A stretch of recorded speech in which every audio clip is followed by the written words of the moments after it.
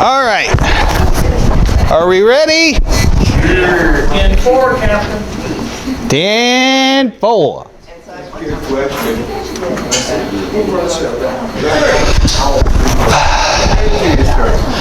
All right, amen, everybody. Let us begin. So we're still doing Q&As.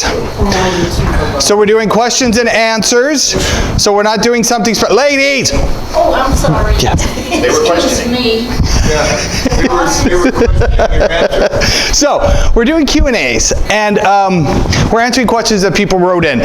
So we had several questions on demons and on ghosts and on spirits. So I'm addressing those questions. We had quite a wide range, but this question is so common for today. As I showed you a bunch of books last week, the Bergs have this book I'm going to review. Spirits, demons, spiritual warfare. It comes up all the time, right? It comes up all the time. In fact, if you guys, anybody's been watching TV, they're going to see ghost hunters, right? Spirit hunting. It's become very, very popular. I mean, it's all over the place. Taps and everything else. Who you gonna call? Right. It's almost 24/7 on the travel. Right. They make a lot of money on these shows. People are fascinated by the occult and by spirits and by demonology. Okay? People believe that there is an afterlife and an afterworld. They do. God has told us there is. They just want it to be without the God of the Bible putting the parameters on it. The thing is, they want it to be what they want it to be to make it exciting. And maybe you can communicate with the dead. Maybe there are ascended masters. Maybe I can reach a new level of enlightenment. Now, if you guys remember when we went over this in World Religions, the Christ consciousness issue of self-enlightenment, being your own internal God that will manifest itself over time externally in different ways. Nobody can define what that is. Well, all of that has to do with the fact that what happens after we die? Right? It's very, very fascinating. I'm going to go back a little, but I wanted to show you that.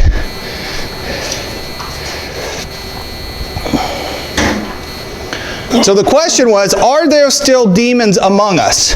Yes. But, right, do they walk among us? So first we went into the occult.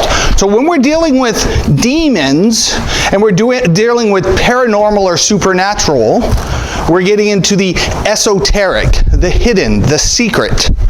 Cults in the modern day vernacular are derivatives of Christianity.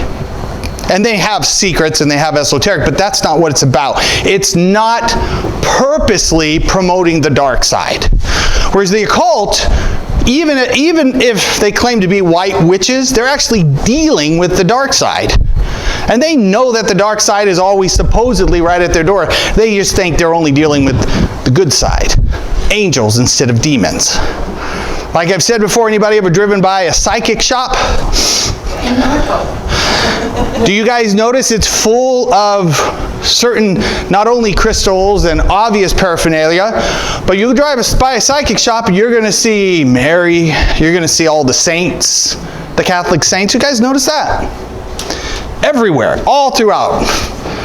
I remember I had some Catholic friends growing up and they had those Catholic candles and they'd have these saints standing on just skulls. Have you ever noticed that? Standing on dead bodies. I was like, what is this about? Right? They don't sell those ones anymore, by the way. They were popular for about 50 years and they stopped selling them. But you can still find them when they're standing on skulls. In fact, I have a few candles here that are used to communicate with the dead. So the occult idea, hidden mystery, superhuman powers, possibility of controlling these other powers. So we're talking about, do demons walk among us? And what's fascinating with the occult is most people, even if they believe in ghosts as dead relatives or dead people from the past, don't believe that they can control them. They just find them fascinating if they believe that that's what they are. What do they think they can control? Most people don't think they can control ghosts. What do they think they can control? Demons. Do you ever hear even occultists say, well, we're controlling ghosts? No, they don't conjure. They might try and talk to ghosts. They might use the Ouija board and think that they're contacting them. When they want power and control, they talk to spirits. Now, define our terms here. We use that term spirit in the modern vernacular loosey-goosey. Proper term of spirit is a fallen entity, or an entity that is able to act in this world. Ghosts have veered off from being something that would supposedly just show up and might do a standard routine all the time, but had very little interactivity, to nowadays having more and more activity as if they had become spirits. Okay? Once we had the spiritual movement at the turn of the century, in Europe, especially in London and here in America, spiritist groups. You guys ever heard of them? Huge! Huge! So, before we get to showing you a couple of those people who channel these spirits, I want to, do you remember that there was a demon in a synagogue? He was possessed by an impure spirit. Now, just like I said, I want to clarify. Someone's possessed by an impure spirit.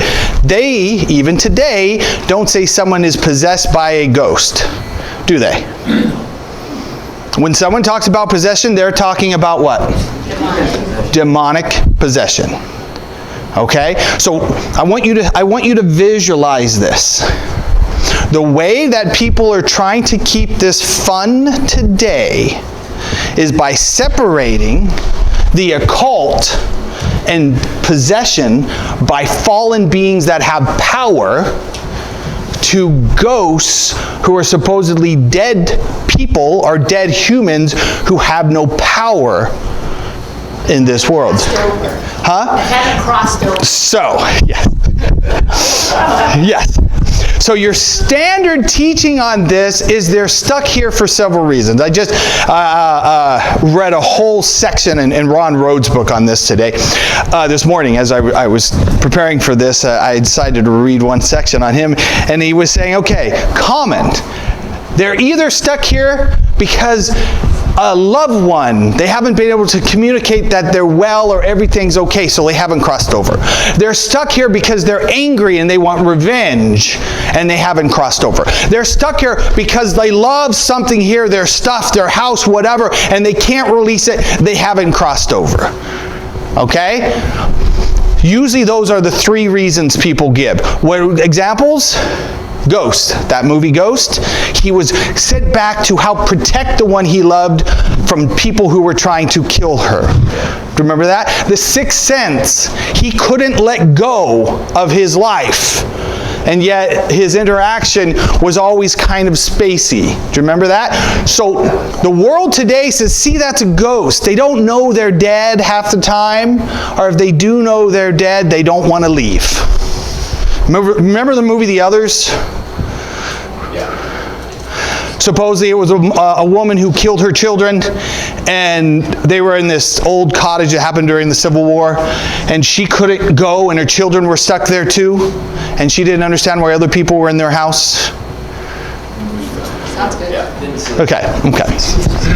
Same idea. So, when we're talking about, we're talking about spirits, we're talking about actual, tangible, fallen, created beings. Okay? The question is, and it should be, are there ghosts? Like the witch of Endor, she was possessed by an evil spirit, right? When Saul talked to her. The witch of Endor. I have that in here. The witch of Endor, there's two takes on that. It was a very unique case. God brought Samuel up from Abraham's bosom. Do you realize that he came up from the earth? He didn't come down. This is most theologians would say that shows that they hadn't ascended yet because Christ hadn't died. They were in Abraham's bosom where you could see Sheol within the Great Gulf fixed. Okay?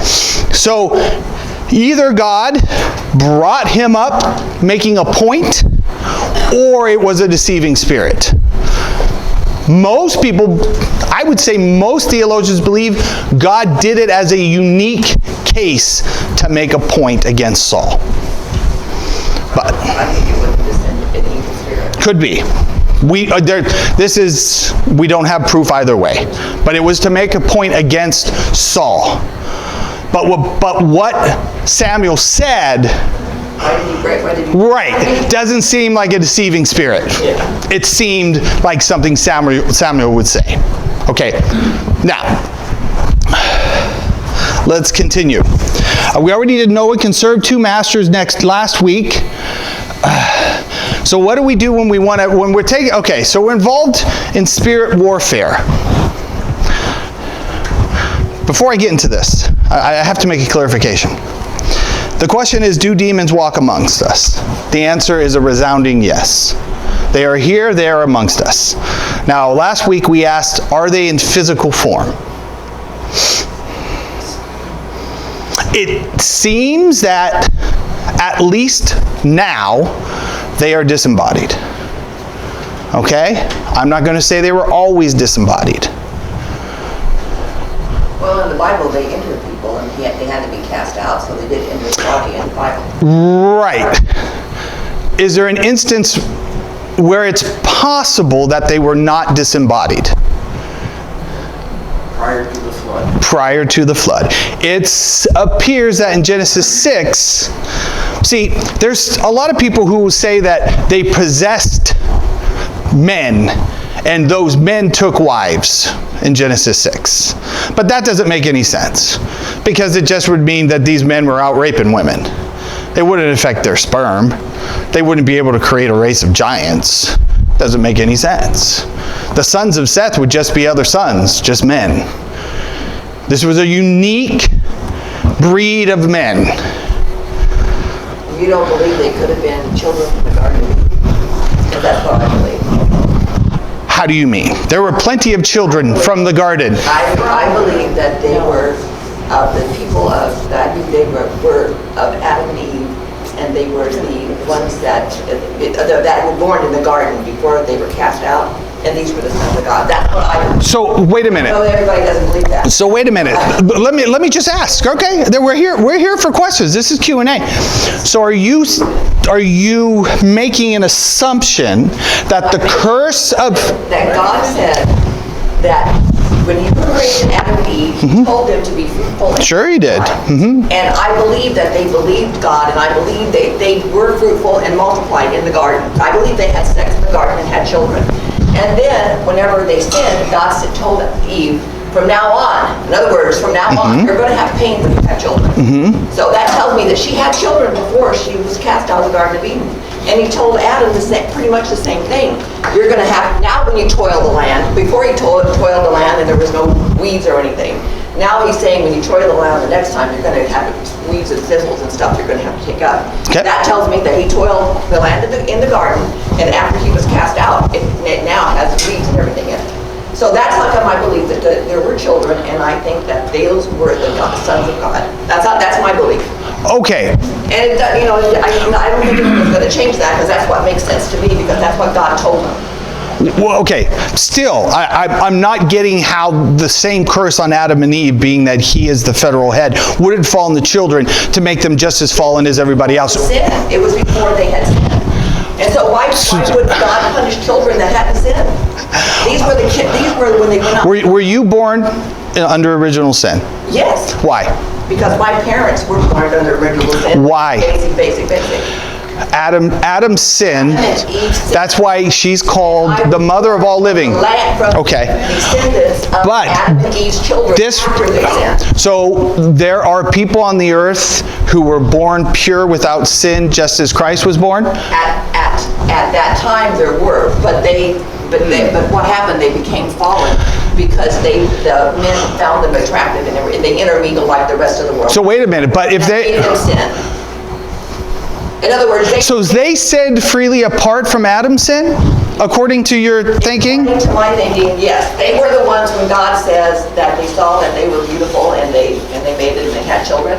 These were the sons and daughters of God who were born in the Garden of Eden. Well, okay, before we go too much on this, I would say that would cause an umbrella of problems across the rest of the biblical narrative. No, then they had sinned and they became like Adam and Eve. They were now sinned, they had sinned, and they were when they had children because they were...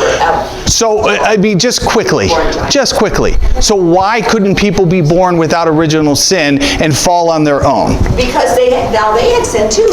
So what if they didn't all sin and some were remained pure, therefore they were glorified in their own? That they all sinned. Well, it denies Genesis 3:15. I'm just going to... What is Genesis 3:15? Well, it's the proto-evangelion. It talks about the crushing of the head of the serpent and the biting of the heel of Christ for the redemption of all man. No, it doesn't, because that would be the children that were born after, which would be Seth, and Cain, Abel, Seth. These were all children. Whenever they went to marry people, and wherever they had, these were the fall. I'm just going to say that this would create a bevy of issues down the whole line of the script. We would need to take a lot of time on this to bring them all up, but you're affecting God's reason for sin, the reason and necessity for a redeemer, why he set the pattern against Satan, and the fact that, these ones just happened to fall on their own, but they could have been made perfect and ascended on their own as well. The Bible absolutely denies that. Well, they denied it because they didn't deny it. That's the whole But see, your thinking brings in a non-biblical narrative to the story. Why would they not have had children in the Garden of Eden when God told them to? Well, God said, be fruitful and multiply. Why wouldn't they have been fruitful and multiply? I don't understand that. To me, they obeyed God. They were fruitful and multiply. Why would he tell them, from now on, you're going to have pain when you have children? If she hadn't had... Okay, let me bring up what you said about toiling the land. I don't believe in the garden they had to toil the soil. It was so abundant and so fruitful. The point was they see what they have lost in that. And I understand where you... Linda, yes. Yeah, we have to. This is... Right, let's move on. Okay. That's not what makes sense to me. Let's move on. Okay, ghosts or demons in disguise. Let's get to what we were actually talking about here. Ghosts. Does anyone believe in ghosts? Has anyone seen a ghost? Ex-wives don't count. Ex-wives don't count. Even in your imagination, they don't count. Yes? I think you feel things. Okay, sure. It's a feeling. A feeling of? God's presence sometimes. Sometimes God's telling you something. Like you were riding in your car and God said, that sure enough kept going down the road. And it was. Sure, okay. No. You're talking about the fact that it seems that the Spirit gives you information about things. Okay, let's define this quickly. The fact that the Spirit says, do this before you leave the house, you think, it doesn't matter. You leave the house later on, you're like, that came to me and now I need it. Did that ever happen to anybody? Yeah, I don't consider that a ghost. I would say God is trying to tell you something through the Holy Spirit. Hey, I'm just letting you know, you're not going to listen, but later on today, you'll realize you should have, right? I have a question. Yes. I don't know if this is a ghost or not, but shortly after my mother passed away, I was laying in bed watching TV, and all of a sudden I could smell her perfume. Okay. Is That happens. I went, for a while I could smell my grandpa's cigars, I thought. That cherry smell. Yeah, I'm not going to deny it seems like things like that happen. But the question becomes, is that your grandfather? Or is that you said your mother? I felt very comforted. I wasn't scared or anything. Mm-hmm. It made me feel peaceful. Okay. And it happened to me twice. Okay. So, I don't know whether Keep going. I don't know whether that was my mother's Let's go here. spirit or, I don't know. All I know is that I felt very peaceful and comforted and Okay. So before I get into, I'm not going through all these verses. I'm going to set an example here. We're told, and we'll get to this in a minute, that you're appointed once to die. We're told in Ecclesiastes that the dead know nothing. We're told the dead know nothing about what's going on this world. Okay? Okay? We're told over and over and over again that there is a world out there that we cannot see, and do not play around with it. Do not play around with it. You are wearied with your many counselors. Let now the astrologers who prophesy by the stars, who predict a new moon, stand up and save you what has come upon you. Isaiah is saying, use those fake prognosticators. See if they can do anything for you. And they cannot. As for the person who turns to mediums and to spiritists to play the harlot after them, I will also set my face against that person. Seers will be ashamed. One who casts spells, or a medium, or one who calls up the dead. What's that called when you try and call up the dead?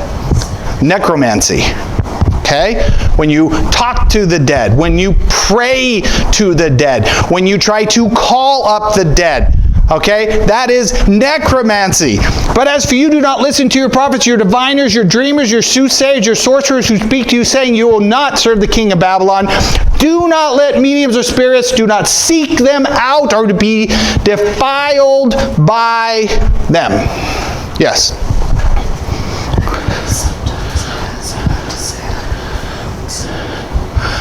Okay. If your folks are in heaven, I don't really see a problem with that. You're not saying you're communicating with your folks. You're saying, hey, Lord, if you happen to see my folks up there in heaven, okay, I don't see a problem with I that. have a question. Uh-huh. I talk to the dead all the time with Phil. Where is this? Again, that is totally different. Okay, you are talking to a man you spent your life with and just helping, you're talking through things that you're clarifying, like, Phil, where did you leave this? Or Phil, what did you do with it? You're not thinking Phil's going to come by and say, it's in drawer number 4, right? Are you really thinking he's going to come by and do that? No. Okay. Well, okay. I'm only touching more on harlots and spiritists. Okay? More against harlots and spiritists and mediums. I don't even have all of them here. The Bible is 100% replete. Now a man or a woman who is a medium or a spiritist shall surely be put to death. They shall be stoned with stones. Their blood guiltiness is upon who? Them. Go to a psychic meeting today. Go to one of those things on televisions with Edwards or one of those other ones and say, oh, by the way, God says you will surely be put to death. And the fact that we don't take it under our own hands now is only because of Christ. So we are long-suffering as Christ is long-suffering, and we are attempting to share the good news so that they see their folly of their ways. Okay? Yes? My mother always gave me warning. She'd say, you go to one of them people, and they probably will tell you the truth, and then you'll be scared to death. Okay, so now, that is a great point. The question becomes, as we get past the fact that the Bible tells us do not, more. Is there such a thing as ghosts? First off, we qualify our terms. Those of dead relatives who have died? No. Spirit beings?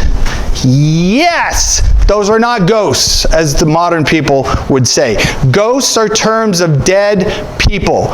Spirit beings are fallen, are non-fallen, extra paranormal or extra earthly beings, extraterrestrial beings. Ooh, they're not ETs, but they're definitely not within the dimension that we can see. Could there be angels here right now? Absolutely. Sure. Could there be demons? Yes. I don't believe that hype that demons can't step in a church. Now, that old saying, we have no indication that there is hallowed ground except a few places in the Bible where God was.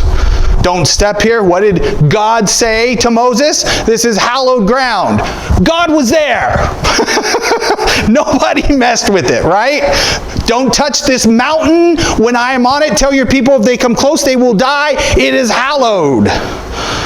Well, I get that. But nowhere does it say pray for this spot to be hallowed. I'm not saying angels aren't protecting the houses of God. I'm not saying that. But I think they're fighting on the outside and possibly fighting on the inside. I don't have absolute proof of that. But we know spiritual war is happening all around us. Does somebody have a question?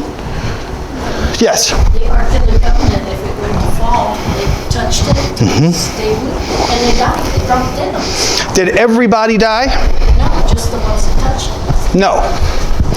There are others who touched it that were not Israelites, and they were fine.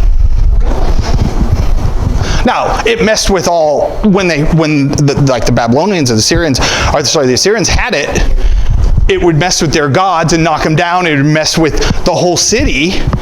But people didn't die from touching it because they did not know the law against it. But the one who knew the law against it, even though he was trying to hold it up, he died. There's a whole teaching there. Okay, the Bible makes it abundantly clear that there are spirit beings both good and evil, but negates the idea that there are dead relatives hanging around giving you information. Now, the question becomes to answer the question of what about going to a psychic or having a medium give you a bunch of true information or fairly accurate information? First off, most of them are very good at reading body language. They're very good at giving very vague questions and waiting for your response or body language to pull it out of you. If you notice, they have a lot of misses. Oh, that's a hit, that's a miss, that's a miss. Oh, there's a hit, that's a miss, that's a miss, that's a miss. Oh, there's a hit. A lot of it's just good psychology. Okay, a lot of it. Okay, and there's law of averages as well. Lots of law of averages. Statistics play a big role. But is there more than that? Anyone think? You keep thinking, how'd they know that? How'd they know that? Well, okay. So a lot of the TV stuff is the psychological part. But those guys and girls are connected to, and they will tell you, they're what? The term is familiar spirits. Now, do they get stuff right that no one else should know? Yes. Of course they do. Huh? We're not supposed to want to know the future, biblically. Right. God doesn't want us to know the future. He tells us to worry about the day. Right. I Right. think there's probably a network of demons that are communicating. Yes. You and C.S. Lewis would get along really well. Right? They've been around a long time. I believe that there's the cherubim, they're at the very top. That's Lucifer. Powerful. Unbelievably smart. We have no idea his wisdom. Okay? Then there's seraphim under them. And then you have angels. And within the angels, we don't know all the hierarchies. But I would say that there's a hierarchy of angels, and just like I think C.S. Lewis nailed it, like any good military, they all fall in line. And they have reports, they report on people, they take notes on people, because what they want to do is deceive. Their whole goal is to deceive. Why? Because if somebody is shooting for a small target, you don't have to turn them around to get them to miss. Right. It's a simple nudge. I love that. Just a little bit off. The old saying is, if you want to kill a rat, give him 99% good food and just a hint of poison. Right?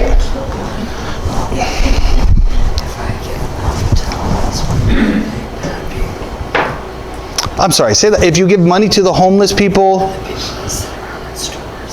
Are they bad? are they bad people? Oh, you're talking about sometimes we entertain angels unaware. Well, then as you would be unaware, I would be unaware. I have no answer.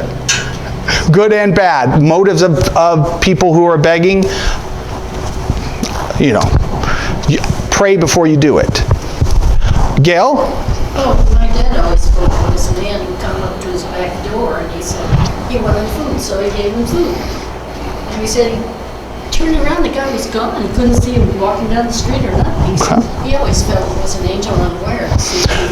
So using that interesting line of entertaining angels unaware, giving them money or giving them food or drink or whatever.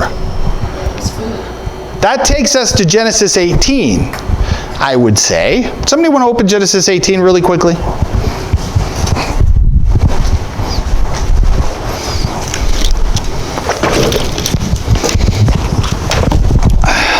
Genesis, near the back.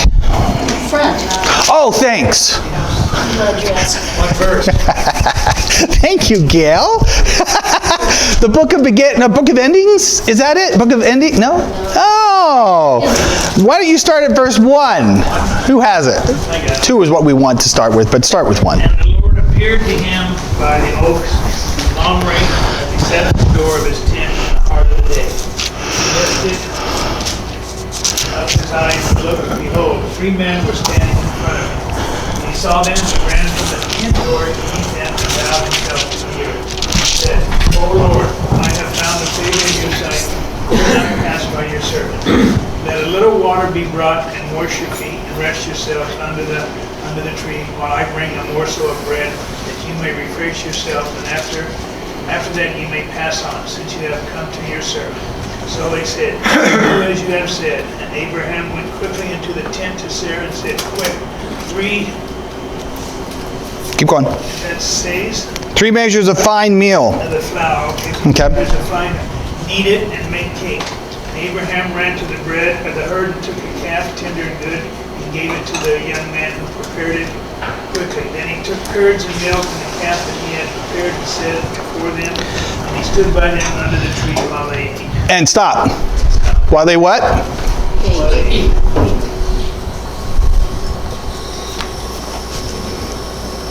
These were angels. They ate, they drank, they sat. These are the same angels that did what? They ate with Lot. They ate with Lot. They went to Lot's house. They were physical. They were physical. Okay, a lot of times you'll hear angels are non-physical ministering spirits. And most of the time, I would say that's absolutely correct. There are plenty of examples where God allowed them to be fully physical. Eating, drinking, walking, talking, touching, fighting.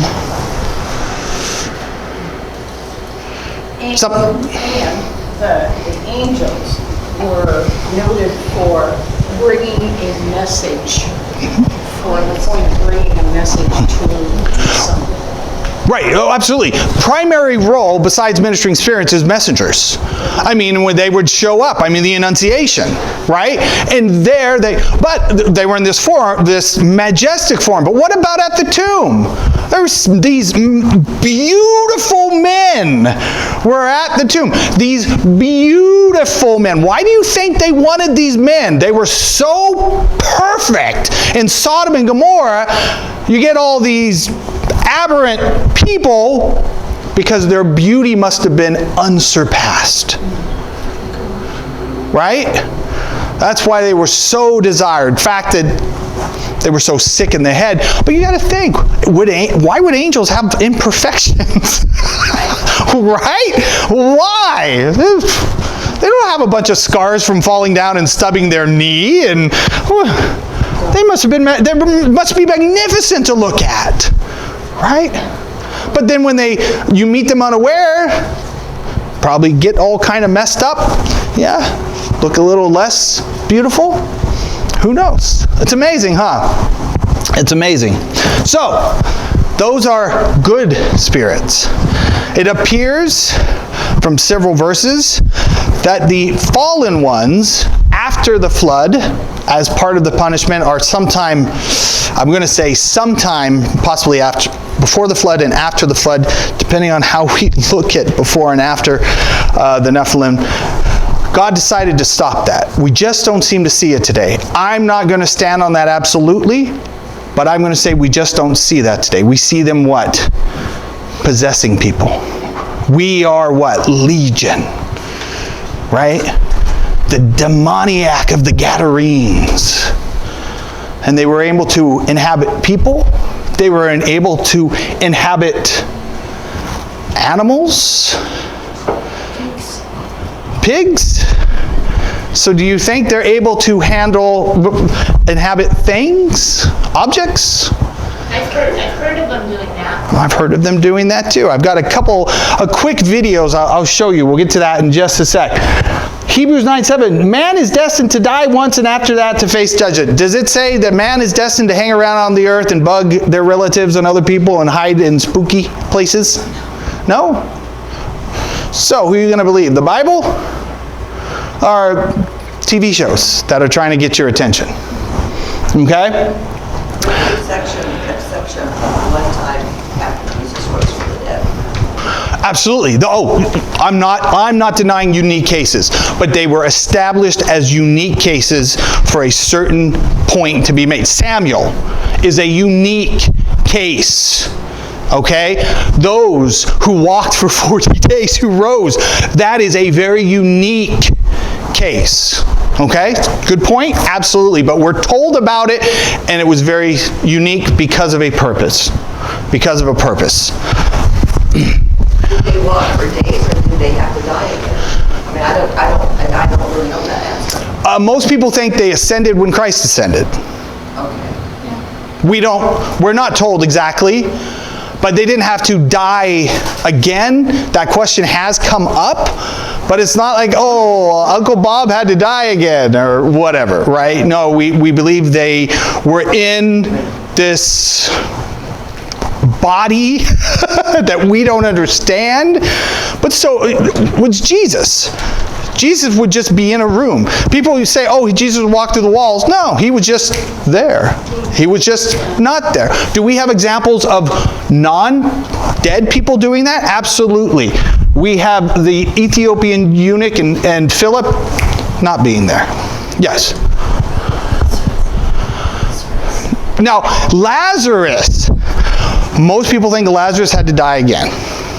Again, we're not told. The Lazarus is an amazing, unique case set by the hand of God. Because Lazarus would be like those children that were raised from the dead, that Old Testament prophets and Peter would also raise people from the dead. And they lived their life. And then they died. But we don't, when you study the raising of the people after Christ, it doesn't seem that they hung around for a long time. It seems like they were with Christ. We don't even know if they stayed the whole 40 days. But again, I don't have absolute scriptural evidence on what happened. Okay, but we believe that it occurred. By the way, I brought this in here for the heaven, the believer. For the unbeliever, hell. There is no purgatory.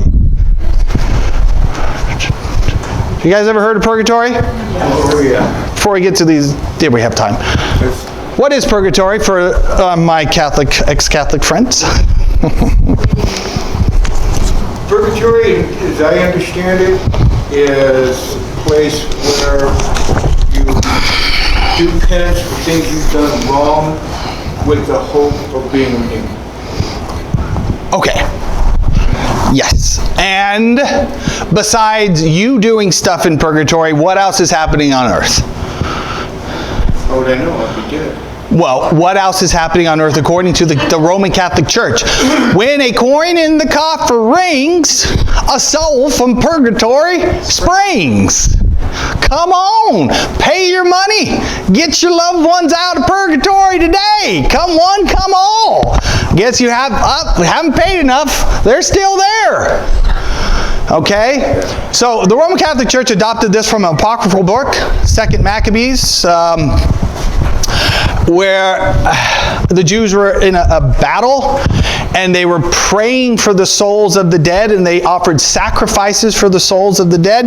Now, it wasn't in the Catholic traditional way of thinking. What they were doing is they went back and they were offering Jewish sacrifices, and they were offering them for what they thought was the future resurrection. Now, remember, an understanding, when we talk about the Old Testament to the New Testament, we're talking about a Christotelic way of thinking. The view was very out of focus, and it started to get more and more focused as you got closer to Christ, and became even more in focus as we read all the way to Revelation. So to the Old Testament Jews, Sheol, Hades, the idea was confusing, and many of them thought if we're of the blood of Abraham, we're saved no matter what. They actually have teachings that Abraham sits at the gate of hell and won't let anyone with Jewish blood in. So this thinking from Maccabees was we're offering sacrifices just as it washed their sins. They were doing it for the future resurrection of the dead, not as a holding place. Just there's a quick note on why the Catholic Church had pulled that out of context. They did it. It gave them more power.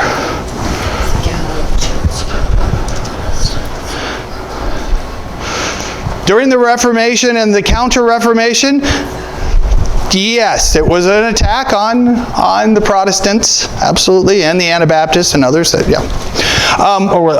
so purgatory. The Bible does not talk about purgatory. It says heaven or hell. These are our two choices. You can look these up if you want, but who here understands heaven versus hell? The Bible is very clear. It's not in a holding place hoping you can do good deeds. They never defined in purgatory what you... Immediately, right? Right. Absent from the body, present with the Lord. Yes. Someone told me once before, I don't know if it was the Catholic religion, she was Catholic, but that's where there's a place too where that people haven't heard about God or whatever, that they go into like a purgatory. And then after Jesus died, he went there and preached to them. Okay. We talked about this in Sunday's sermon. Okay, this was part of Peter talking about preaching to the spirits in prison. Okay, proclaiming Christ. Christ went down and proclaimed his victory. So this would go right back to Samuel. This is the idea coming from Lazarus and the rich man that Sheol has a great gulf. Sheol being the Old Testament holding place, hell, versus Abraham's bosom, which is the good side. Before Christ died, he freed all those and they came to heaven, but they were in paradise. So you had Sheol and you had paradise. It's not over on the side of Sheol. Sheol is county lockup. At the great white throne judgment, they go to prison. Lake of fire. You catch that? They're still in Sheol, waiting. There is no arraignment. The governor's not going to send them a letter. They're just waiting for the great white throne.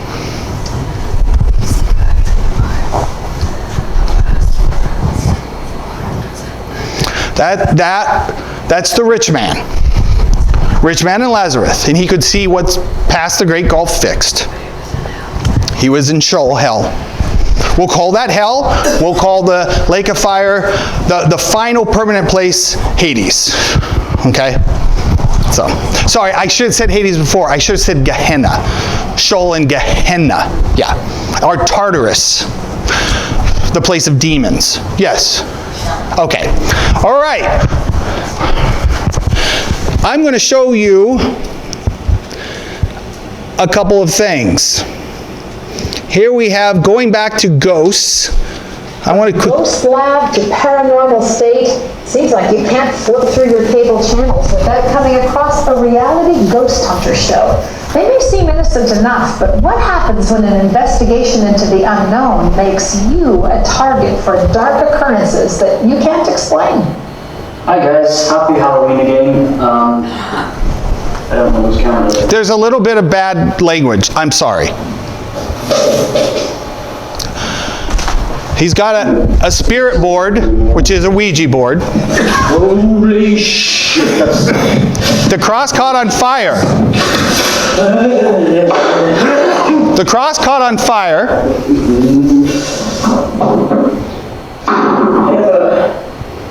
Ever set fire to anything in my house again?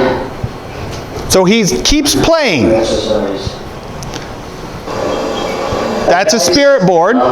Happy Halloween. We're going to try this again. Didn't work out too well last time.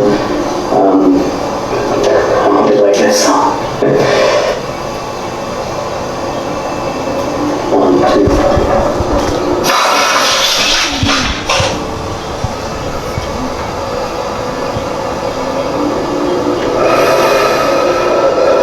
I didn't swear.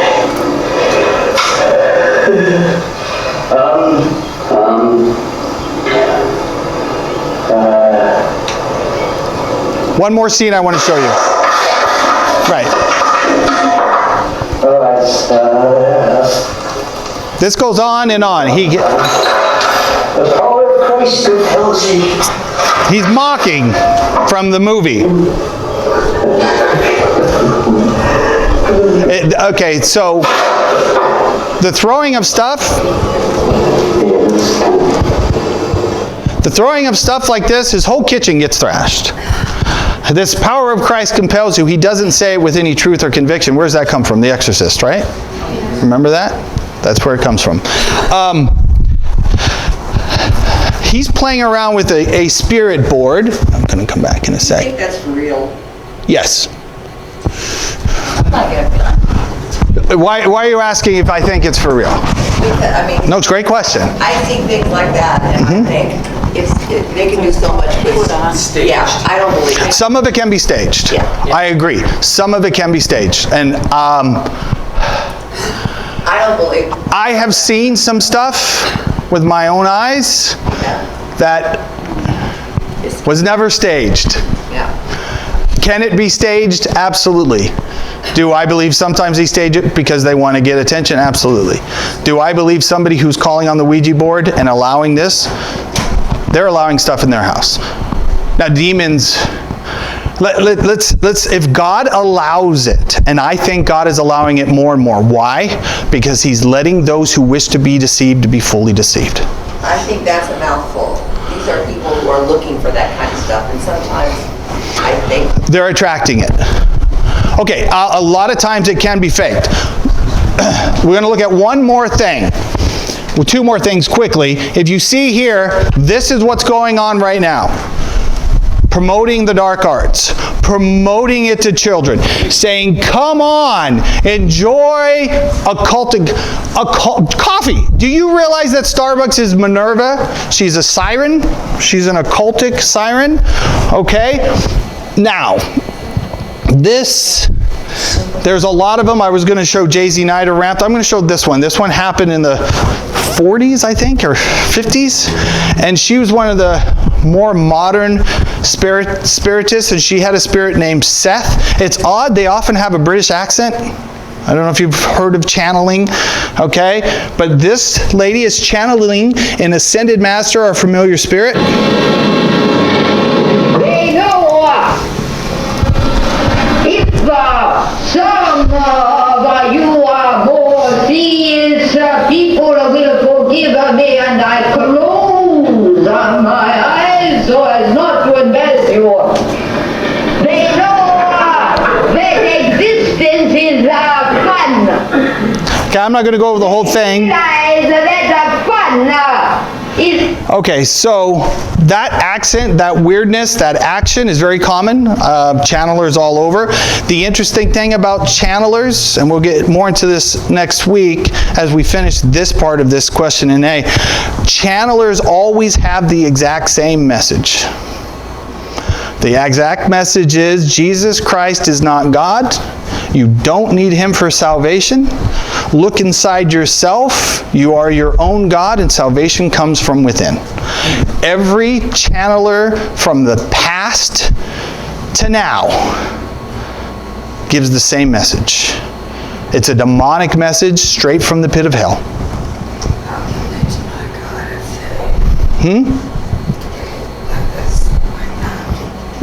Wingnut, yeah.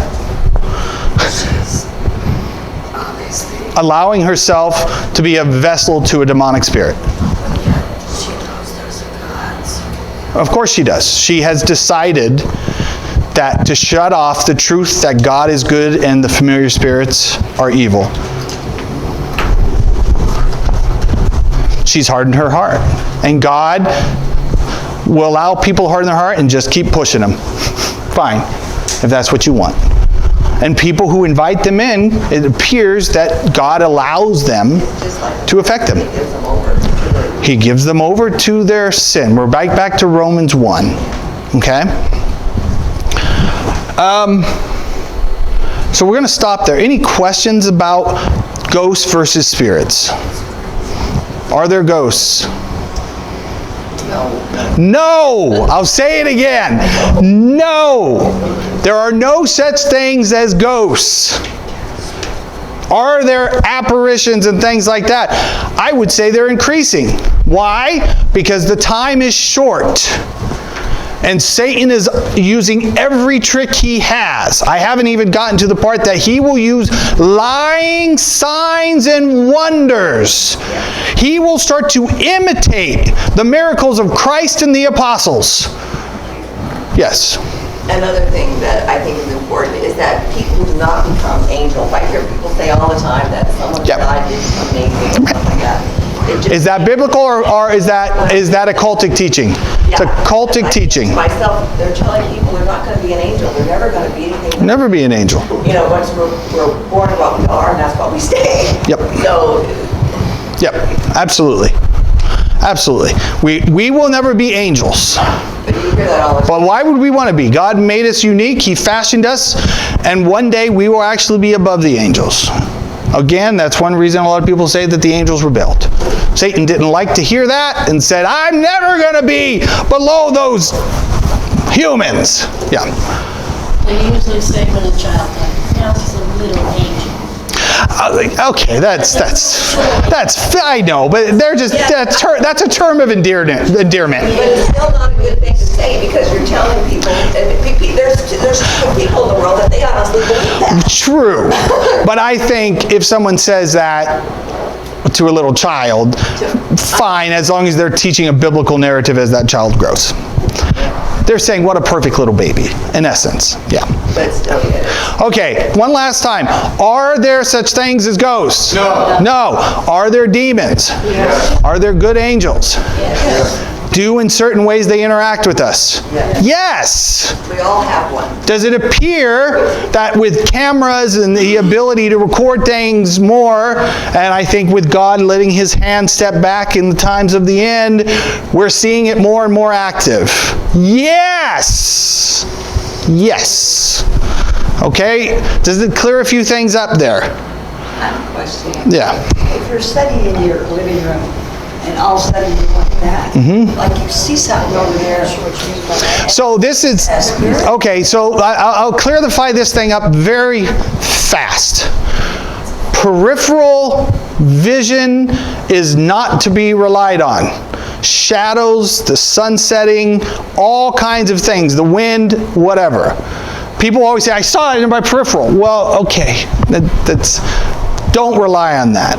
Okay, we see all kinds of stuff in our peripheral, and depending on our thinking of our mindset at that time, we can interject what we believe it to be. Okay, common. Well, I saw it over here. What? You know, honestly, if you were thinking about Phil and you saw the wind move something over there, anyway. Right? I'm saying any of us might do something like that. Right? If it was Lydia, I'd say, well, what have I done now?